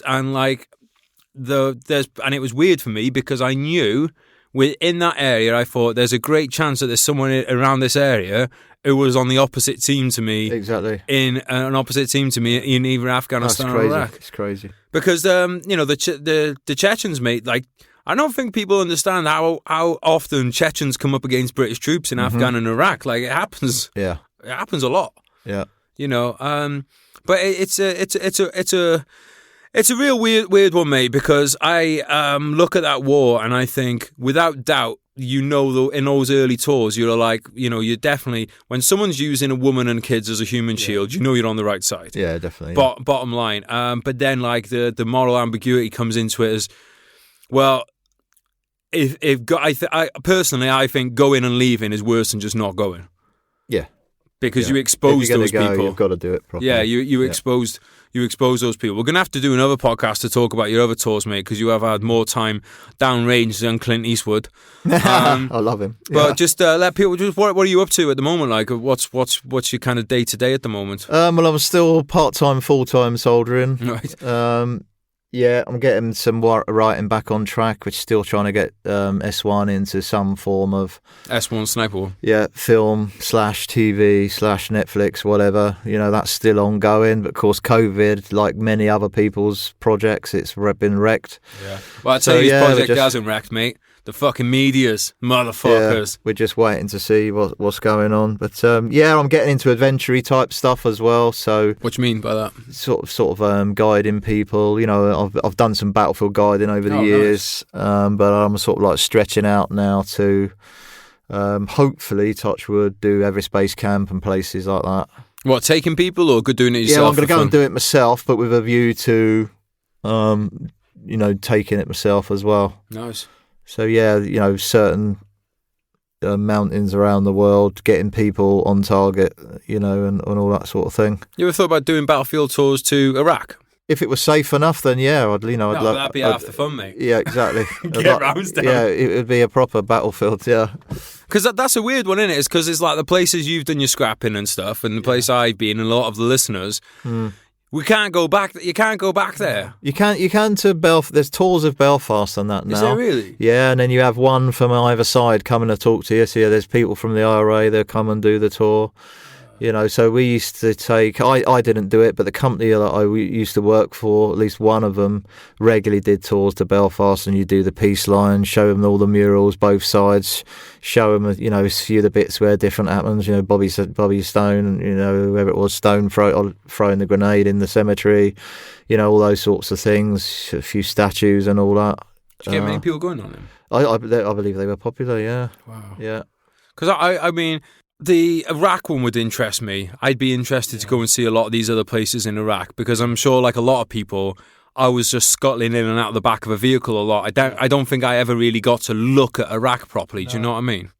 No, you're right. I mean, where I could, I took pictures of, mosques, in destroyed state and still going. Same as I did in Bosnia. All sides. I've got nothing against anyone.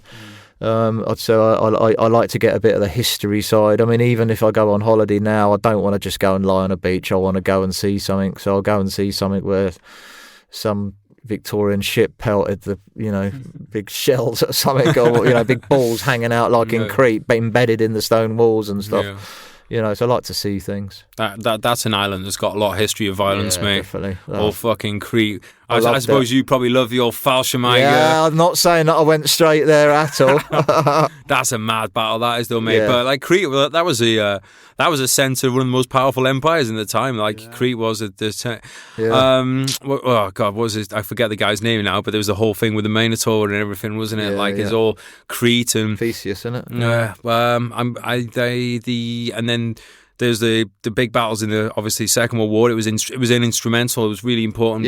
Really important place. But I love going to those old islands like that, mate. When you just feel, because that place has got thousands of years of war in one little place. Definitely.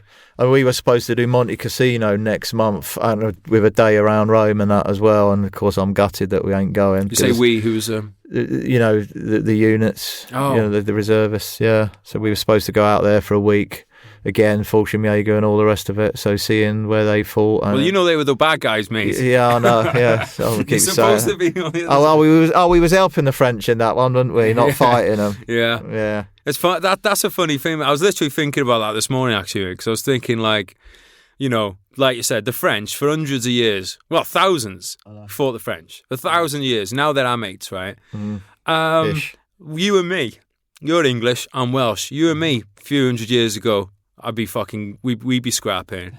But it's just funny because it's like, while you're in the moment, you can't think, you're looking now, you think, we could never be allies with the Taliban. But it's like, well, they're our enemy right now, but these things change. For years. They've been chatting to them for years. These things, like today's enemy might be like, fucking hell. We fought a war with Americans, a few wars, and now they're our big brother now. So, well, it's the same. It's the same in Bosnia. You could see, lots of bad things going on from the three sides, and then of course, like in Mali last year, one of those sides is two of those sides that were each other's throats are in the same canteen, and there's French wine in it with every meal, as you know. So some of them conversations were quite interesting. It's a mad old world, mate. It is, definitely. There's loads going on in it as well. What's your favorite? What's your favorite thing that you look for when you go to these places? In like ears, I love ear necklaces. What I mean is like when you travel and stuff, because you said you like to watch people, right? Yeah, I'm a people watcher, and every day. Yeah.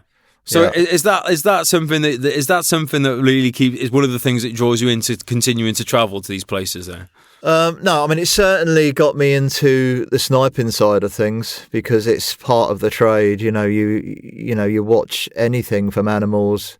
You have to study things properly, and then you soon pick up the pattern of life and then what's different in it, or the way that grass blows in the wind, unless there's something there disturbing that grass. So it's just practice. You can sit in an OP when they're training, and I used to pull people out all the time when I was instructing, just because of the way that the wind was blowing the grass, and in a certain area it wouldn't be doing it. It would be doing something different, and I'll just go, bang, there's somebody there. And do you think that stuff is there for everyone to like? It's not a superpower that you can see it. You're just paying attention, and that anybody would be able to see it if they just paid attention. It just depends what you're interested in. I mean, I can sit in a bus stop or whatever and just watch people. You sit on a bus, you watch the people and what they're doing. You go in a cafe, I'm the same. Walking around the streets, you're the same. Whereas a lot of people go around, they don't even see who they're walking past. But that's a skill for writing as well, isn't it? Yeah. To take that stuff in. Yeah, because that detail that that we put in stuff is what you see every day. We're on the tour. It's like my opening. I've started a fiction book about Afghan, a recce platoon, and the opening scene. I'm just describing the guy's sandal, and the little bit of red tape that's wrapped around it to keep his flip flops together. But it's just little things like that you can pick up. The minor detail. Yeah. it makes big things. Totally agree, mate. Well, I do want to do another podcast about writing, and we'll talk some more about the other tours. I'm sure people will have questions about what we talked about today. But mate, thanks for coming in on a fastball, mate. You were passing through the hood. Yeah, we made it happen. Exactly. I enjoyed the chat, mate. It's been nice. I think both of us both of you and me are the same. We both said earlier was like neither of us like people, but it's quite nice when I do like someone to actually have a no, definitely, yeah. So you want to touch now or touch later? I thought we already had. But no, mate, thanks for coming on. Everyone listening, I will let them know where to, because I always think, mate, rather than you say where to find them, I'll just put it all in the notes and they can just click through. We'll have the links to the books. You motherfuckers go and get Dan's books, because he will fucking shoot you from 900 yards if you don't. Do you have any final words for the listeners, mate?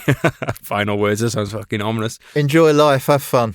Boss, you heard it here first. Boom, there it is. Catch you later. Right, cheers, guys. We're out. All right, guys. Well, if that didn't make you want to go out and shoot bad guys, then I don't know what fucking will. Dan, thanks so much for coming on the podcast, mate. Can't wait to pick up on another episode with you. I think we have a lot more that we need to do together. So thanks for that, mate. Really appreciate it. Guys, thanks for listening. Please check out Dan's book, Sniper 1. Absolutely brilliant book. One of the best books out there about British soldiers at war.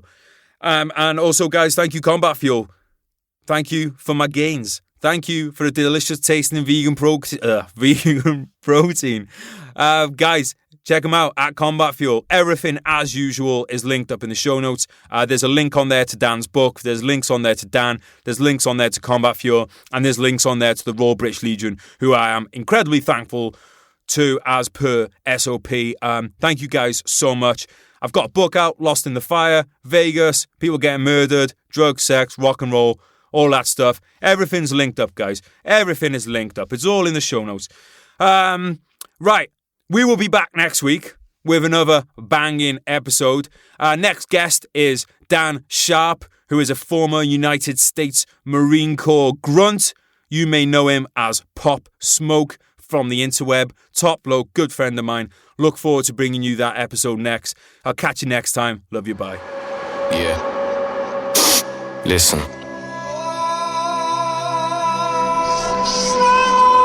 Shout out Teaser. You told me not to worry, and you wouldn't break my heart. You told me you were sorry, yeah, my whole world fell apart. You said it's not my fault, and yeah, I've never done you wrong. I'm grinding to a halt, now I can see you're moving on. I promised I'd get better, and I told you things would change. You keep me to the gutter, yeah, I'll never be the same. I've gotta let you go, now live your life and spread your wings. And yeah, you put on quite a show, and pulled the puppet strings. And are you sure that you don't want me? Remember all the pain, or maybe you should thank me. It's your loss and my gain. I'm leaving now forever, I won't hang my head in shame. But yeah, you've taken me for granted, and you should feel ashamed. You sold a dream to all of us, a dream that we'd all die for, a reason for us all to live and something we could fight for. I might just help a man up to his feet or hold a newborn, but no matter what I do, my hands remembering my rifle, yeah. Life's hard, I know that, still wouldn't change shit. I wouldn't go back, yeah, I wouldn't go back. Feelings I hold back, memories fade, yeah, they go fast, yeah, they go fast. Good times that come and go, survive the highs and lows, just take it step by step, I guess, yeah, I suppose. Good times that come and go, survive the highs and lows, just take it step by step, I guess, yeah, I suppose.